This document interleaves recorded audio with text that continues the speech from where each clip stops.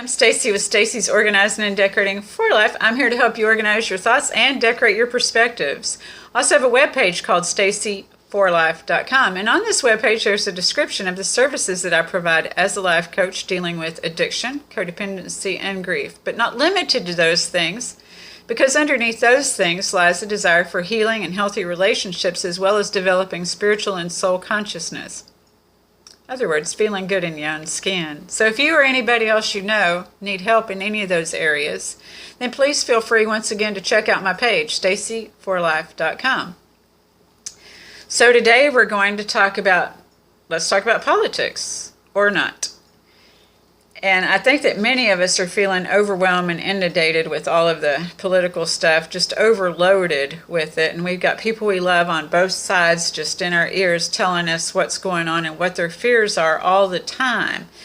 So I thought that this might be a good time to post this. I posted this today, and so I told you that I would help you understand how to set loving boundaries with this, showing respect and kindness, which will enhance your character, okay? So the quote that I used was from my Positive Daily Inspiration. It says, "Don't ever forget that you're a citizen of this world. And there are things you can do to lift the human spirit. These things that are easy, things that are free, things that you can do every day. Civility, respect, kindness, and character." And this is a quote by Aaron with 2 A's, Sorkin, Sorkin. So we're going to talk about being able to set loving boundaries with, civilized respect and kindness that will enhance our characters. Because what we're seeing right now and feeling right now, I believe, if you're like me, is I'm feeling like the child in the middle of a nasty divorce right now because of the way that people are being so angry towards one another. And they're not really angry towards one another, I don't believe. I would like to think underneath all of this is that there's a fear that's driving this. What I hear from people is, on both sides, is they have a fear of the other side. What's going to happen when the other side gets their way? And I already know who I'm voting for in all of this anyway, and they don't even care. They're not asking me, and that's okay because it's nobody's damn business. So I'm not telling anybody either. If you look at any of my social media, it doesn't say who or what I'm rooting for, because I don't need a team to validate who I want to vote for. I don't need anybody to tell me their facts, and we're going to talk about the facts in a minute, because I'm pretty comfortable with who I'm voting for. I have voted for the D team and voted for the R team in my past, because it's whoever appeals to me, and wherever situation I am in my life that I'm working with, it's going to be better for me. And that's what everybody's really doing, claiming that it's for everybody, but they're destroying these things. See, this is the thing when we talk about the facts. The internet has these things called algorithms, and I'm not an expert in algorithms, trust me, and or I would have more followers and subs and all of this other stuff, but I'm not even trying to appeal. I'm trying to appeal to those people who want valuable, soul-felt, down-to-earth information that they can relate to and understand, and if I can help one person with these things lift the vibration of this universe, I'm a happy person. So we have choices on what we're going to look at. One team is looking at things that feed their belief system and prove them right, and they have the facts. Then the other team is looking at things that feed their belief system and prove them right. Hence, these algorithms are going these ways. So it looks like the algorithms are going towards a lot of division and duality right now. Even if it's not politics, we've got divorce cases, which I'm guilty of looking at myself, and this other stuff, and some other stuff that's propaganda. Some stuff is true, some stuff is propaganda. I don't feed into propaganda because I understand that sometimes people may say one thing and it get taken totally out of context and it be another thing on both sides. Nothing that anybody is saying about the other side as far as all this stuff on the internet is convincing me of who to vote for. I'm voting for who I think resonates best with my soul. I'm not looking at any of that stuff as far as what they say the other team is. See, that's when I got kind of disgusted with politics anyway, is because I always wanted to know politically what the person was going to do for me. But see, what I've seen in politics the last few elections is that this side's talking about how this side wants to do things. And so they're spending a lot of time talking about the nastiness on this side and the same thing on the other side. They're both going back and forth. And it's like, I just want to know what y'all are going to do for me. The thing is that through all of this, people are losing friends and pissing off family and stuff like this. And to go to bat for these people, to lobby for these people. And these people, you're not even on their payroll. You're not even on the payroll, y'all. And you're destroying some friendships and some things over all of this. Think about that a minute. It's like, why? Why are you doing this? And it's because you're getting conditioned to do it. This is how conditioning happens. There's a good film on Netflix called Social Dilemma, if you get a chance to watch it, and you see how this can do that for you. But like I said, the thing about what they're saying in Social Dilemma is that the internet wasn't created for this division. The internet, the programs, the social medias and stuff were actually created to connect people. But people are becoming disconnected through this because I primarily use a lot of Facebook to check on I got a lot of friends and family on Facebook, and I want to see what's up. I really don't care about their political ideas, and they've got that scroll button, so I just keep scrolling because I really am not trying to get into these political arguments with people. So I scroll. I encourage you to scroll. I just saw somebody this morning come on and say, look, I'm voting this way, and this is the way that I am, and I don't want to hear anything about it. And it's like, it really don't matter who anybody's voting for. It's nobody's business. When you go into the polls, those things are separated where you don't look at the other person's ballot because it's supposed to be private. I believe that there's some validity in that old statement, the good old days when you didn't talk about politics and religion to people. Anyway, that thing is divided. Can you imagine? I mean, people are doing this out here. If you go into the thing and you're spinning the wheel or peeling out the paper or whatever you're doing in there and you say, hey, who are you voting for? You can't go into the voting polls and do that and everything else. And I know that people's intentions out of their fear is good. They're trying to educate people because they don't want this person to get elected because it's going to be the end of the world. And, we're all a part of the end of the world, whatever energy we're giving, because this is the thing is that energy, you can give energy to just as much energy, if not more so, to the things that you don't want and make it happen, the other way, because where energy goes, energy grows. So it's being mindful of where you're putting your energy. Who are you giving your power to? So sometimes at 5 a.m, I come up with some profound thoughts. However, I'm not getting on this video at 5 a.m, so I get up and write them down. I like to write stuff down. So this is what I wrote down at 5 a.m. this morning to share with you on the video. It says, am I ignoring that there is duality? No. I'm just not giving it my power. I'm not giving my power to it. I give my power to my higher power, which is my consciousness. That lives within me. It's about peace and humanity.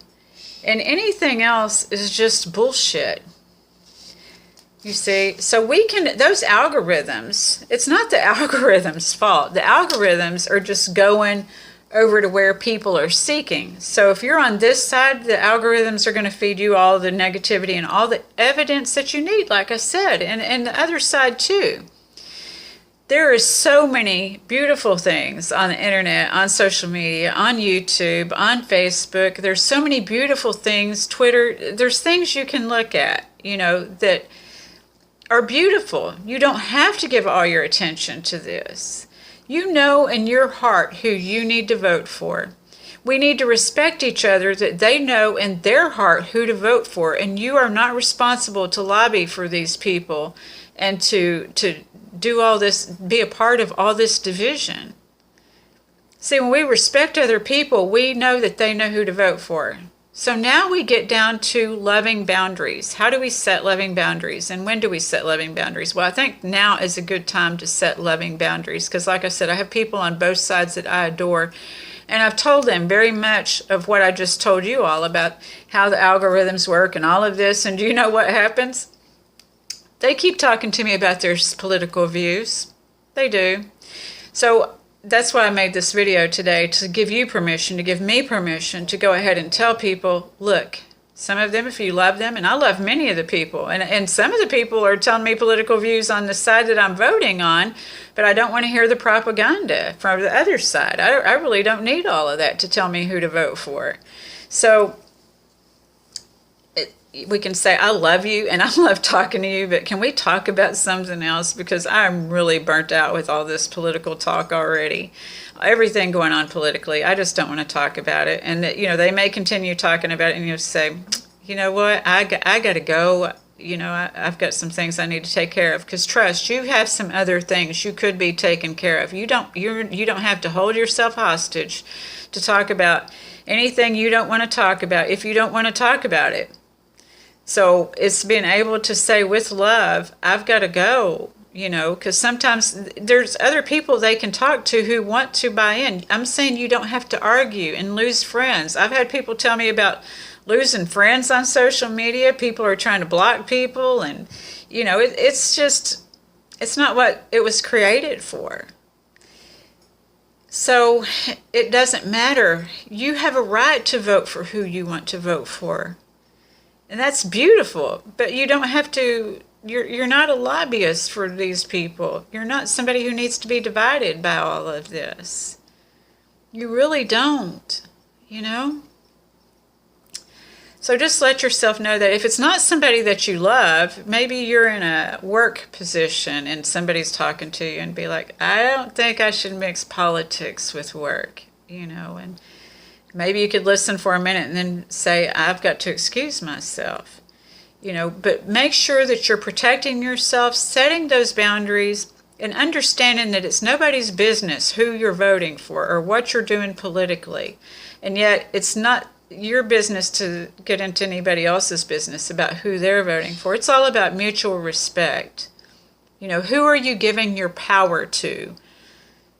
Because really, all in all, and I'm not even talking, some people believe in God, some people don't. I counsel people who some do, some don't. And the cool thing is when people have all these different eclectic experiences of their God or higher power or their belief system that's of a spiritual nature. There's a lot of beautiful spirituality out here and ways that people can uplift each other.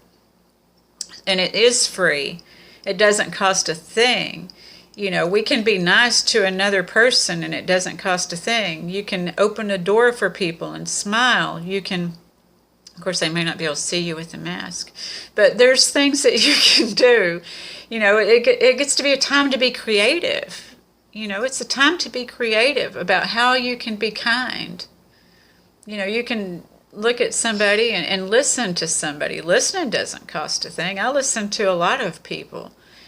Sometimes it costs something, sometimes it don't. It just depends. And so listening to people, most of the time I listen to a lot of people before they end up using services, and then they decide that, they feel comfortable enough to talk to me.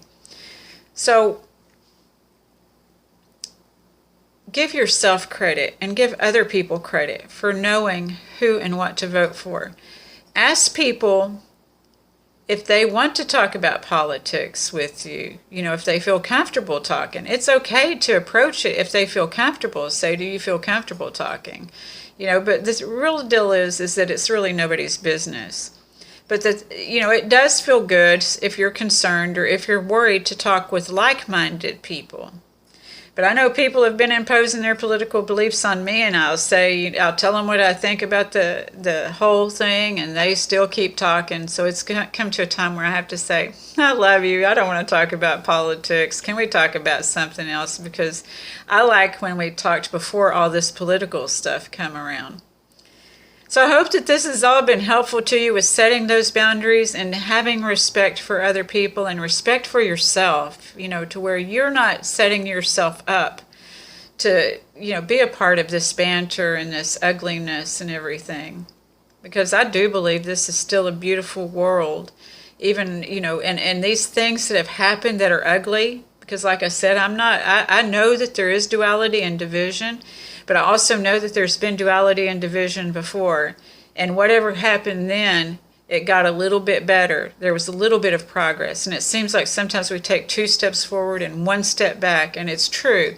But at the same time, there's so much beauty in the world. You have things you can give your attention to art, to nature, to the stars, to the universe. I mean, all of that, and to music. So with this, I'm going to close with this, with Jimi Hendrix quote, and we've heard it time and time again, but it's still relative. Again, I ask, what do you give your power to? So I'm going to read it, because when I'm trying to quote stuff on here, I tend to misquote if I just go off the top of my head. It says, when the power of love overcomes the love of power, the world will know peace. So remember, what do you have power over? And is it worth it? We don't know what the outcome of these elections are going to be. Some of this fear is being generated with the I don't know. So let's pray for peace and pray for the best possible answers. And keep a lot of opinions to ourselves. You know, not to be pushing our opinions on other people. So I hope that that's been helpful, and that will bring us peace. And until next week, I wish you all much peace and love. And I thank you so much for spending your time watching this video, and I hope it's been very, very helpful. Thank you. If you have any suggestions for future videos, or you would like me to talk about a topic that I might know about, then please feel free to email me anytime at the stacyreinick@gmail.com, or to message me on, many of the social media, Facebook, Twitter. I'm Stacy Renee on Instagram. It's StacyRenee8. And, I look forward to connecting with you. All right, now I'll go. Bye.